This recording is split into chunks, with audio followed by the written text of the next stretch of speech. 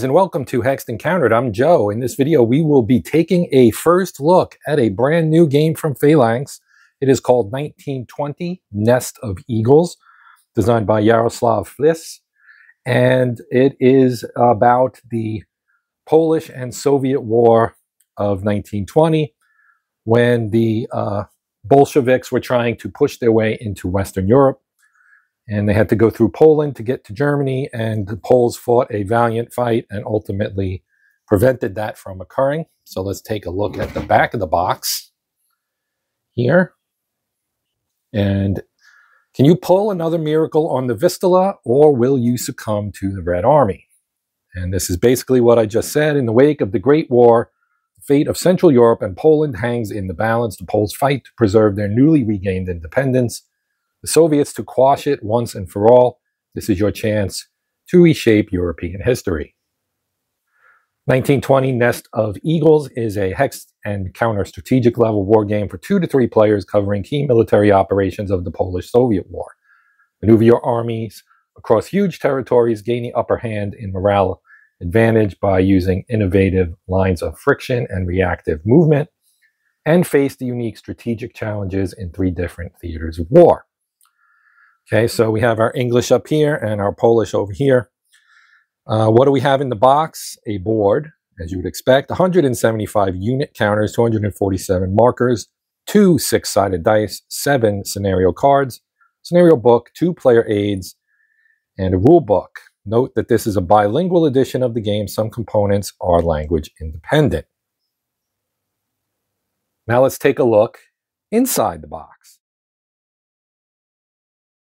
Now, unfortunately, my box took a little bit of a ding here on the transit in, but that is not a big deal. Okay, so we got lots of stuff in here. So this is Polish, which I unfortunately do not read. We'll put that over there. This is the English scenario book. Then we have the English rule book, and we have the Polish rule book. We'll put that aside as well. Then, of course, we'll have counters and markers. Looks like 2 1/4 sheet, or maybe, more like a third, I guess. Then we got scenario cards. The components are fantastic, as they usually are in a Phalanx game. This is really nice card stock, nice and thick. It's got a little bit of a gloss to it, not too much. But you can see we've got 1, 2, 3 scenarios. This is scenario 4, 5, 6, 7 scenarios. Then we have our player aids, terrain chart in English. Rules for placing our special units on the back. We have scenario 8. And this is the Polish version of the same. And of course, on the back, you have scenario 8 again. And we have another player aid, or player aid. It has the phases. So reactive movement, first attack, reactive movement again, optional for both players, which is identical to phase 1. Operational movement phase for the phasing player. Reactive movement phase for the phasing player. Also optional second attack phase for phasing, replacement phase for phasing player. Reactive strength, some rules for that. Rail transport capacity for both the Polish and the Soviets. Rail transport costs. Attack success chance. So modified by attacking, and all these modifiers are cumulative. So you get terrain modifier, city, fortress, rivers, fortifications, whether it's during the second attack phase. That's a pretty big modifier of a -3. With at least 1 out of supply unit. With an elite unit, you get a +1. With the theater's morale level, 0, +1, or +2, depending on morale. With the support unit. And with an enemy support unit, you lose 1. And then encircled units get a +2. Retreat losses as well. On the back, advanced movement points. So you got a lot on this player aid, probably very, very helpful. Shifting morale, bloody fight, replacements, rules for replacements. We got replacement costs, special orders, and supply. Then we have a second copy of that for the other player. Then we have 2 copies in Polish.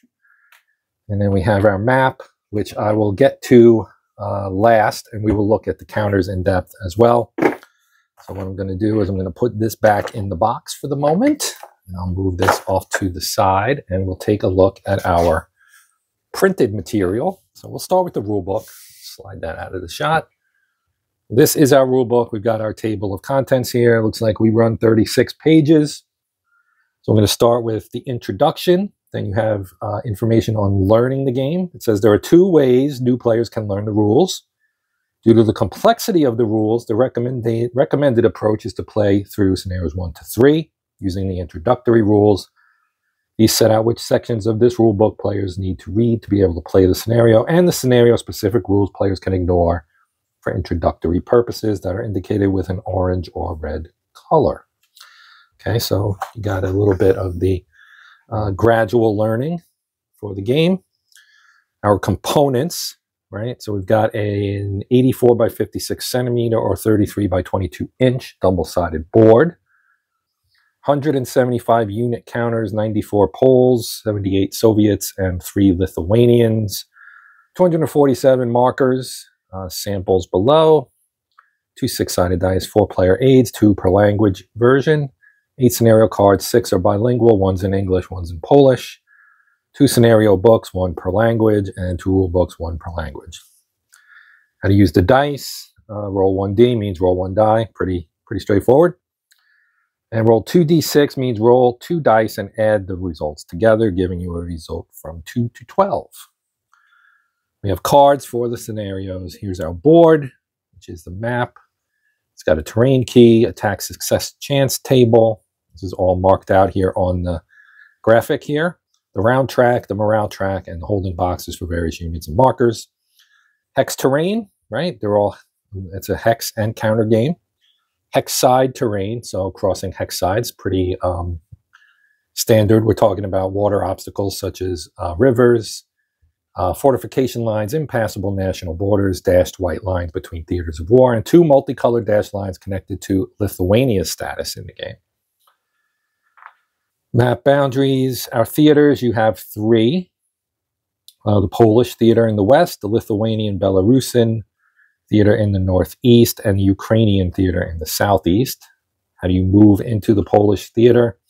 Polish units can voluntarily move into the Polish theater from the Ukrainian or Lithuanian Belarusian theaters only if at least 1 Soviet unit has entered the Polish theater, or the Soviet player has a morale level of 2 on either the Ukrainian or Lithuanian Belarusian theater. Okay. Soviet units can always move into the Polish theater unless that theater is out of play in a given scenario. Soviet fronts and limits of cooperation, right? That was a big issue for the Soviet Red Army. Separate Soviet replacement pools. Each front has its own replacement pool. One front's replacements cannot rebuild or strengthen units of another. The Dnieper and Pripyat rivers for Soviet units. Okay, terrain control units, their colors and affiliations. And we have how to read the units. We'll take a quick zoom for this here. So you've got your colored band. Strength points there on the left, elite status with the star, lines of friction, the name, the movement points. The dots are the movement points, reorganization capability, and its size. Okay. Colored band indicates the unit is governed by special rules, or in the case of most Soviet units, their front affiliation. A few Soviet units without a colored band are governed by special rules. Okay, what else do we have? Unit strength and step losses. We have unit types up here. The standard sizes, if you're not familiar with those. The regiment, brigade, and division. The ones we were looking at over here, obviously divisions. Unit strength, support units, how to read the support units. So we can take a look at this as well. You've got your colored band, your support icon, railroad, in that case. The other one looks like armor. We've got a name, a unit type, and its movement points. Okay, and how do you read the support units? Then you've got armored trains, which we just saw, armored cars, artillery, and tanks. Polish player has access to 1 tank unit, it says here. Okay, and then you've got aircraft. The Polish player has access to an air unit, the 7th Air Escadrille, that operates differently from all other units, and it goes into the specific rules for that. We'll talk about all of this when we play. Availability of support units, unit elimination or removal, our lines of friction, encirclement, lines of friction restrictions, then our game round. Each round represents a week. Scenario rules determine which players start the first game round. In a game round, one player takes their player turn, then the other player takes their player turn. Player who's taken their turn is the phasing player. The other player is non-phasing. Player turn has several phases, and then it goes through the phase. It does say when you're undertaking the actions of a phase, you're not allowed to take actions from another phase. Makes sense? So first one is reactive movement phase. It's optional for both players. So you can declare a reactive movement. If undeclared, then the phasing player may declare a reactive movement. And if undeclared, the non-phasing player may declare a reactive movement. The player who declared a reactive movement can move units with reactive movement eligibility, covered in Rule 8.2. Okay, then from there we go to the first attack phase. Then we have a second reactive movement phase, which again is optional. We have the operational movement phase for the phasing player. The reactive movement phase, again, optional for the phasing player. And second attack phase for the phasing player. And then a replacement phase for the phasing player. And after that, your end of player turn.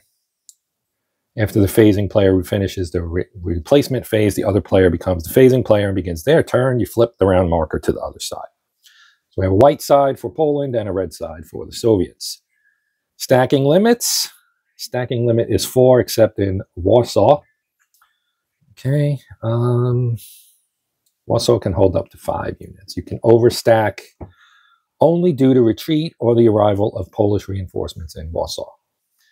Movement, you've got operational and reactive. It explains the differences between those. I won't get into that right now. Spending movement points, you've got your cost of movement listed here. Attack restrictions due to movement. Reactive movement, how does that work? Some nice cavalry over here. We have rail transport. We've got some nice graphics explaining how things work. Rail transport rules, capacity. Well, requirements, capacity, and cost. Then your secret concentration. Players can transport units without revealing their destination. Urban hex. You have to write it down and set the transported units with the face-down player. In the next movement phase, reveal the units in their destination hex. They can then move by spending MPs.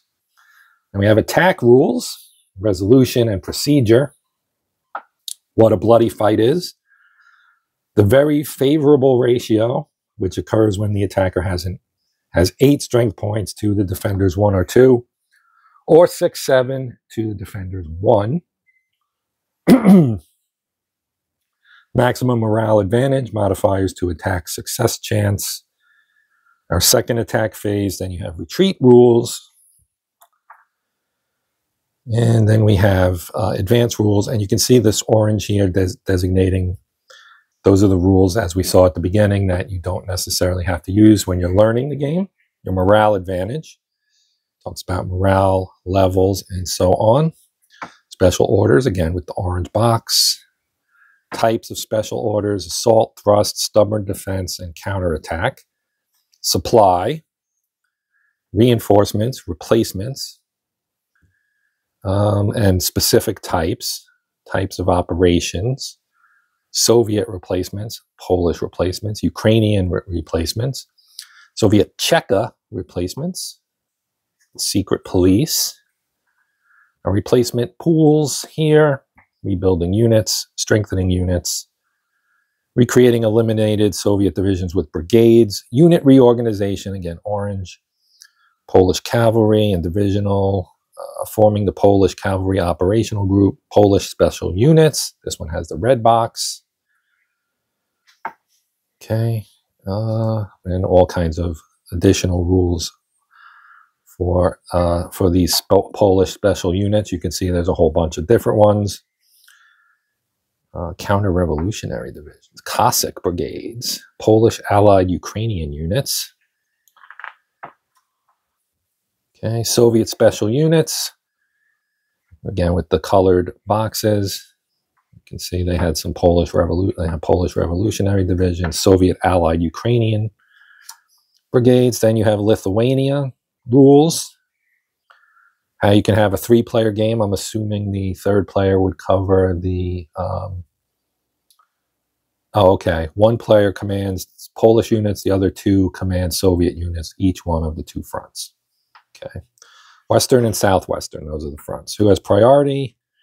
Victory conditions, optional rules, concealment, patrols, groups, forced march, morale boosts, Polish events, Soviet events, the British stage a Ukrainian coup, alternative reinforcements for Polish and Soviet forces, political priorities, and then we get our design notes and our index, always helpful. And on the back, you have your easily forgotten rules. This is also always useful. You can check it, as I am prone to forget stuff when I am doing a video. That's just how I roll. Here's our scenario book. Okay, let's go through all of the scenarios here. We will not go through all of the scenarios, but you can see them. Scenario 9 apparently would be the campaign game, I'm guessing. We do have an example of play as well in the history of the Polish-Soviet War. Introduction. Okay. Victory points track, only in scenarios 1 through 4 and 8. Those require counting victory points. You use the morale track as the victory points track, and you just move them based on victory points gained and lost. You can gain one for eliminating a unit, but then lose it when the unit is rebuilt. Same with cities. You capture one, gets captured by the other side, your victory points are gone. Do not track victory points separately for each Soviet player when playing 3 players. Okay, use of scenario cards or how to use them. Except for scenarios 1, 2, and 8, scenario cards are double-sided. One side sets up in the Lithuanian Belarusian theater or the Polish theater, while the other side sets up units in the Ukrainian theater. In addition, scenario cards may feature reinforcement schedules, divisional brigades, and availability for rebuilding. Okay, extended scenarios 4 through 7 may be used as a launching pad for a shortened campaign game. If players choose to do so, ignore the scenario's victory conditions and refer to the victory conditions of scenario 9 instead. In addition, use the reinforcement schedule depicted on the scenario card for scenario 9 instead. Right, makes sense. Introductory rules. Scenarios 1 through 3 may be played one after the other to gradually learn the rules of the game. Using that approach, you have to read only a portion of the rules before being able to play the first scenario. After playing it, read another portion for the second scenario, and so on until you are ready to play the game using full rules. To find out which parts of the rule book you have to read, go to the introductory rules under each of the scenarios 1 through 3. Scenario 1, Smolensk Gate, 2-player game. Right, got all the information for it. Again, we'll go through this in more detail when we actually play. Scenario 2, the Kiev Expedition. Scenario 3, Spring 1920, that is a 2- or 3-player game. Con Armia is a 2- to 3-player game. Scenario 4, Scenario 5, Banner of Revolution, again 2 or 3. Battle of Warsaw, 2 or 3. Scenario 6, Miracle at the Vistula. Scenario 7. Scenario 8 is the Battle of the Niemen River. And then Scenario 9 is the Full War. 27 rounds. First player is Polish. This is the entire War of 1920 for 2 or 3 players. And we go over here. You can see the playing area is all theaters. Morale advantage starts at 0. Victory conditions for the 2-player game and the 3-player game. Special rules. And here are our examples of play. I always like to look through these. Reactive movement phase, so you get examples for all all of this stuff here. First attack phase, reactive movement, operational movement, second attack phase. And then you go to the Soviet player's turn, go through their phases, and then you have the history of the Polish-Soviet War. And that looks pretty nice. Okay, so now let's go back to the components here as we get close to wrapping it up. Here are some markers, I think. So these are events, I'm pretty sure. Right? British coup, Allies melt away, Soviet-Lithuanian alliance, Tachanka trap, revolutionary moods, right? I'm looking at the red ones, obviously. Up top, you have, oh, and it's bilingual, as you would expect. So up here we have the English, we have the Polish, we have various letter markers here as well. And they are double-sided, so you don't necessarily know what some of these are. Some of them are political priorities. These over here are political priorities, and these are all events. Okay, and we have some counters and markers. You can see this. There's some trains. There's some Polish divisions, rather, right? Infantry.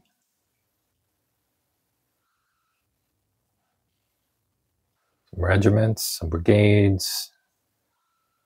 They are two-sided.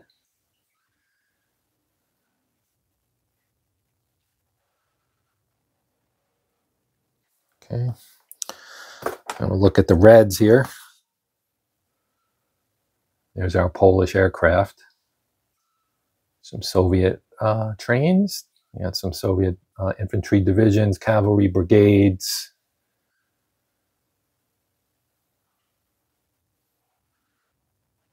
Etc. Very nice. These components are very, very nice. I like it. Markers, more markers. Double-sided. Right. So you can see the hashed lines on the unit's reverse side here. Right. Now we kind of went through these already, so I will skip them and go to the map. That is from another game that somehow got stuck there. All right. Let us open this up. All right, got a bunch of dice over there, and this is upside down. Let's try it this way. Okay, there we go. I'm going to zoom out here so that you can get a better view.